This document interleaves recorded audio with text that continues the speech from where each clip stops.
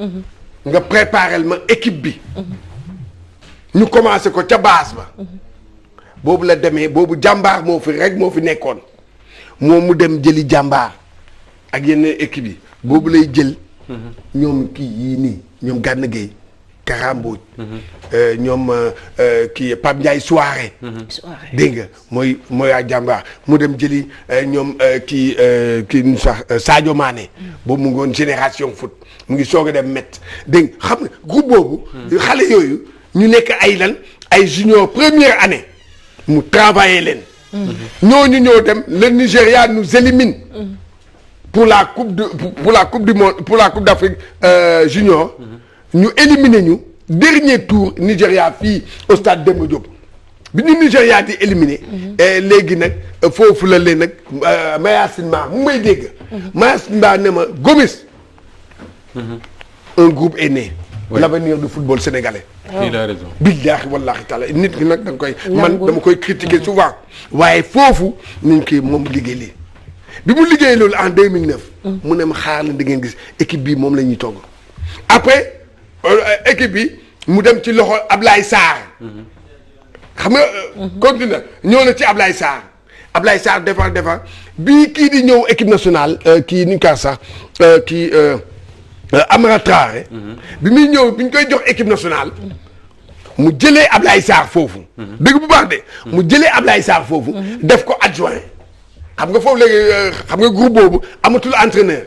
boobu la ñuy jël équipe bi jox ko kan jox ko Karim Séga Diouf ne ko sa adjoint mooy Aliou Cissé. voilà l'histoire de cette équipe là. ñoom ñoo demoon Londres ñoo demoon Londres en 2012. d'accord gis nga. c'est processus équipe bi di dem. et d'ailleurs ci lañ gisee Karim Séga qui est l'entraîneur titulaire Aliou Cissé nekk adjoint mais Aliou Cissé moo doon coacher. voilà waaw am na sax benn kii daf ko wax canal dama ree ba sonn. parce que mu ne ma pour la loolu vraiment benn affaire bu doy waar la mooy que maanaam l'entraîneur principal. toog ci banc se met en blouson. et l'entraîneur adjoint se met en costume. waaw. boobu la saa yore costume bi. mu noor rek di def nii rek ay yooyu. da koo yàgg bëgg nag costume bi. voilà dégg nga léegi nag boobu la. kon nag processus bi mu commencé ba ñëw. waaye ngal la kon nag lii kenn décrété wu ko de. non kenn décrété wu ko. waaw lii équipe bi mu demee. équipe baa ngi ñëw en 2015 voilà l'erreur de Alain Giresse. 2015 la équipe bi ñëw rappelé wu leen ne 2015 ossature bi demoon nañu Coupe d'Afrique ñoom ñii. ñoom demoon nañu mais mu jël leen ñoom ñëpp teg leen ci banc bi il ne les a pas utilisés Alain Giresse utiliser wu leen dem jël moom ñeneen ña. erreur boobu la def voilà ñooñu nga xam ne jeexaloon nañu. mu dem moom au lieu mu ñëw ko waa parce que tamit exigence yi nangu na moom mu def loolu muy erreur am. loo tax bi muy kii man ma taxaw kaa sax mu ne Alain Giresse va échouer. parce que processus bi daf ko yàq. ñu ñëw nag ba 2017 équipe ba ñor na. 2017 2019. cette équipe là 3 CAN la am chance 2017 2019 dans les normes 2021 léegi 2022. mais Cheikh Tidiane la grande question maintenant mooy on a les joueurs. loolu kenn waxaale wu. waaw maintenant la question bi ñu bari di poser mooy est-ce qu'on a l'équipe Ibrahima Ndiaye ma dit qu'on a 9 mois pour préparer l'équipe. waaw mais qui va préparer l'équipe est-ce que Aliou Cissé. mooy yóbbu équipe bi CAN. man loolu laa gëm parce que je vois mal. les joueurs sénégalais ñu jël risque u séparer ak Aliou Cissé ci contexte bi.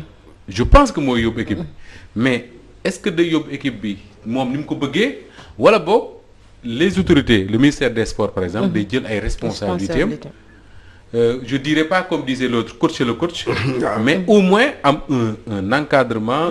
une équipe de techniciens boo xam ne ñoom ñooy ànd ak moom. parce que li am solo mooy ñoom Sadio Mané ñii. Sadio Mané Gana Gueye la génération la su ñu defee CAN bi di ñëw ragal naa duñu defaat beneen. waaw mooy sànni Aliou Cissé a une chance mooy am na cette génération là mooy ñoom Sadio ak ñoom Gana Gueye ak yooyu ñi ngi jeexal mais ba léegi ils ont une bonne forme. ñi ngi jouer ils sont au top dans des équipes yoo xam ne ñoom ils sont au top. les équipes yi ñuy jouer ils sont au top. merci ba pare am d'autres forces yu leen rejoindre yoo xam ne tey muy Nampalys Mendy Abdou Lakhat Diallo Ballo Touré ñooñu duñu ay joueurs como de non c'est pas des joueurs non c'est pas des joueurs que tu ramasses dans la rue c'est de grands footballeurs. mooy relève bi. Ah oui ñooñu tey jii je me dis que si la mayonnaise prend xaw ma nag comment on va faire pour que la mayonnaise prenne mais si la mayonnaise prend d'ici janvier y a pas de raison pour que ñu bañ a yaakaar gagner mais nag si on laisse Aliou Cissé faire comme il veut non Moustapha yow loolooy débat bi tey ji c'est le débat dans non xam c'est le débat dans le football sénégalais mooy que aujourd'hui est-ce qu'il faut bàyyi Aliou Cissé mu dem ou bien est-ce que dañ ko war a renforcer waaw bon man je suis tellement radical waaw xam nga léegi xam nga man na dem non man gëm naa ne ay mbokkam non non c'est que xam nga lu tax maanaam boo gisee man dama ci amul yaakaar ci moom yaakaar man dama amul yaakaar parce que ni ma gisee commencement man du léegi commencement ma gisee ni muy def laa amul yaakaar ci moom awma ko ba tax na fu mu nekk nii nga indil ko léegi sa option mooy renforcer ñu renforcer ko est-ce qu'il va accepter xam nga mën nañ nga xam moo tax ma ne la le ministère. waaw prend ses responsabilités. xam nga loolu quand je dis le ministère c'est l'État. moom laa leen xam nga leen nit ki mën nañ la renforcer. tu acceptes le renforcement. tu l'acceptes yow. ay mbokk may wax ak moom nag parce que waaw contrairement ak journaliste sportif yu bari. suivre naa leen keroog.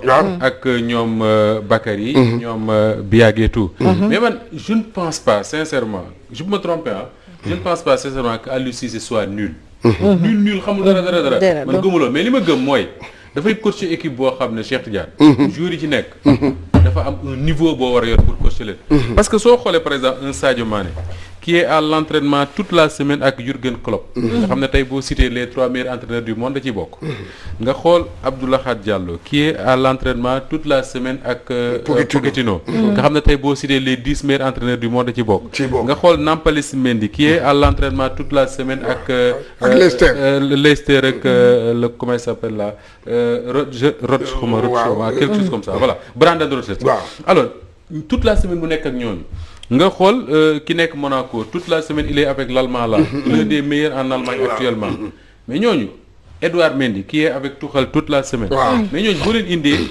pour un week-end ñu bëgg a jóge ci coach yooyu ñëw ci Aliou Cissé je dis pas que ni day jafe mais pour nga wax leen lu leen kii c'est vrai que yore une sélection n'a rien à voir avec yore un club mais niveau bi ñuy jouer foofu ak niveau bi ñuy fekk en équipe nationale je crois que am na entraîneur bu leen war a yor quand même xam nga Moustapha mooy xam je ne sais pas nag ba xam je peux me tromper parce que je ne suis pas expert en football du tout xaw ma ci lu bari mais en tout cas damay xool rek lu xel mën a nangu niveau bi ñooñu di entraîner toute la semaine bëgg a ñëw ak Aliou Cissé mën na bañ a nul de mën na am niveau sax mais est-ce que niveau boy yi du yéeg niveau c'est que Moustapha am na c'est une question que je pose am na yu bëri yoo xam ne dañ koo xool rek mooy am na gis nga ci fu muy waxee fii nii niveau yi joueurs yi niveau bu ñu kii ak suñu entraîneur bi am na yu bëri yoo xam ne day xew dégg nga parce que ñun ñii tamit ñun dañuy wax ak joueurs yi d'accord ñun dañuy wax ak joueurs yi parce que loolu am na benn journaliste bu ko wax Aliou Cissé ne ko yow da nga def ne yow yaay nekk ak joueurs yi ñun dañuy wax ak joueurs yi dañuy wax ak joueurs yi bien sûr waaw ñun dañuy waxtaan ak ñoom dañuy waxtaan ak ñoom parce que ñun ñii waaw deux fois nga toog ne ni naan na nga kii bu saa nga am benn joueur ngay wax ak moom mu lay wax kon ñun xam nañu lu ñu wax dégg nga am na benn jour Aliou Cissé dafa ñëw ba ci ma ba seen ma gis nga yow xam nga li xew yow xam nga li xew ma ne ko waaw xam naa li xew yow la dégg nga kon nag gis nga xam ne ñu li xew mais Moustapha lenn dafa c'est que da nga wax loo gis nga niveau joueur gis nga dafa am joueur boo xam ne mooy le haut niveau oui c'est le haut niveau gis nga ngay non mais attends pour nga entraîner coacher koo xam ne dafa nekk haut niveau il faut que nga nekk haut niveau nekk ay level waaw non loolu la non il faut nga nekk haut niveau c'est vrai non loolu dëgg non c'est que xoolal bu la dara nag parce que mënoo nekk ci tactique gu club pendant toute la semaine waaw ñëw fii déjà le premier problème mooy ñu yóbbu la Thiès ak gazon boobu nga xam ne demul dikkul voilà ça c'est le premier problème. loolu la non dëgg la non attends uy ma Moussa Ba. le deuxième problème. Moussa Ba non c'est que li mu wax. non ça fait rire mais. non le haut niveau c'est important. non dafa am benn affaire boo xam ne moo am. gis nga au niveau. dafa am gars yi dañuy détails yëpp dañ koy jël. détails yëpp. détails yi. gars yi dañuy prévoir détails yëpp. du ñu bàyyi dara. élimination coupe du monde bi. deuxième tour bi lan moo ñu éliminé carton jaune. moo ñu éliminé. et alors que bi ñu nee bëri Japon di jouer ak Pologne. ñun ñu jouer ak Colombie même heure. bi ñu avant le coup d'envoi. option yi xam nga dans les normes. da nga war a calculer option yëpp. nga ne option bii. match nul. ban naka laay qualifié. bu ma gagné. naka laay qualifié. ça te permet de ne prendre aucun risque. merci. et là da ngay xool. Quel a été le plus grand entraîneur du Sénégal. bu ñu doon. le plus grand nomination. entraîneur xanaa ki ñu yóbbu final kan yóbbu ñu quart de finale coupe du monde. moom la Bruno Metsu la. c'est lui. Bruno a été bon. waaw Bruno def voilà. non Bruno Metsu la moom loolu laa doon wax dem am na dem ku ma ko am na ko mais non attends yéen xanaa da ngeen di fàtte Bruno Metsu lu mu def. après lui. Bruno Metsu mais non c'est que en terme non c'est que. mais le plus nul. non. non et attends en terme de résultat. il faut dire la vérité. en terme de résultat. Aliou Cissé. un bon waa man xam nga. voilà parce que léegi bu dee ay fu mu nekk nii. quand tu vois moom qualifié nañu yóbbu nañu coupe du monde. dem na finale coupe d'Afrique. dem na quart de finale. coupe d'Afrique. waa kii mais c'est que man le problème ne se situe pas là-bas. le problème se situe dans le coaching. le contenu du jeu. mooy maanaam coaching xam nga loolu la gars yi di juum. coaching bi mooy xam nga lan la. bon il gagne. mais face à des équipes à de grandes équipes. il a des problèmes. non da nga naan face à un grand coach. waaw voilà loolu la face à un grand coach il a des problèmes parce que. mais yéen ñu ngi leen koy nettali bi ci direct bi ñu doon def sax Malick Thiandoum mu ngi koy wax ci Walf. Malick Thiandoum mu ne ma yow Gomis yaa ngi fàttaliku. Cameroun bi ñuy daje ak Cameroun en 2017 fële à Franceville. Aliou Cissé dafa taxaw nii ci buntu bi ci buntu kii bi ci buntu bi la taxaw nii. buntu bi. parce que après moom mooy ñëw point de presse. entraîneur wu kii bi allemand bi toog bu Cameroun bi. li muy wax li entraîneur bi di wax. Aliou mu ngi koy dégg parce que waa ngi taxaw nii di xool Aliou. mais léegi entraîneur bi dafa ne. le Sénégal est meilleur. Sénégal moo ñu mën. waaye ñun du ñu bàyyee ko ñun. dinañ ñëw dina am lu ñuy teg. bloc. def bloc. waaw mu ñëw mu tegal ko loolu équation boobu 120 minutes et puis beneen affaire boo xam ne moo am ci foofu loolu laa au niveau da ngay prévoir lépp yaa ngi ci maanaam kii match éliminatoire kii élimination directe waaw sur série de penalty au moment ñun bi ñu demee entraînement Cameroun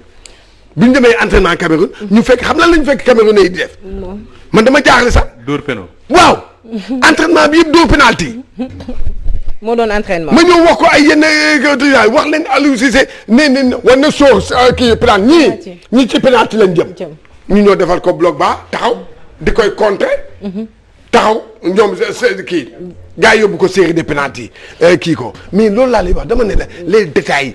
entraîneur de haut niveau day calculer loolu. ban équipe moo gën a am joueurs yi gën a baax les plus bons joueurs. Sénégal ci équipe bi. loolu débat bu neex la. waaw foog ñu ñëwaat ci génération Caire 86. génération yi wu 2002. génération wu 2000 bu ñoom Sadio Mané bi yaa débat. ñi ngi ñuy wax ne waxtu non y a vrai débat. jeex na. y a vrai débat. attends dafa am génération Asmara 68. coach. waaw boobu 68 Asmara 68. man yi mu tey laa wax am na Caire 86. am na Caire 86. coach dese nañu ñaari rubrique yu ñu war a jàll. te xam naa ni fu mu ne nii yaram baa ngi doog a tàng Fatou Diouf. man 80 man génération 86 laay jël. loolu yi mujj yi lañu laaj deux yi mujj yi. d'accord léegi bu seen temps bi gàttee bu leen ñu ko reproché Fatou Diouf. yi laa la laaj man. on a le meilleur gardien de but. d'accord. bu mujj laa wax man. le meilleur gardien de but. man laa le meilleur libéro. coach non le meilleur libéro. le meilleur numéro 9 Bokandé. yow tu refuses d'arbitrer. jërëjëf yow laa la wax génération bu. Modou Fall wala ñoom Sadio Mané ñoom man ñoom El Hadj. Modou Fall ñu ngi lay jaajëfal bu baax a baax di wax ne ñaareelu pàcc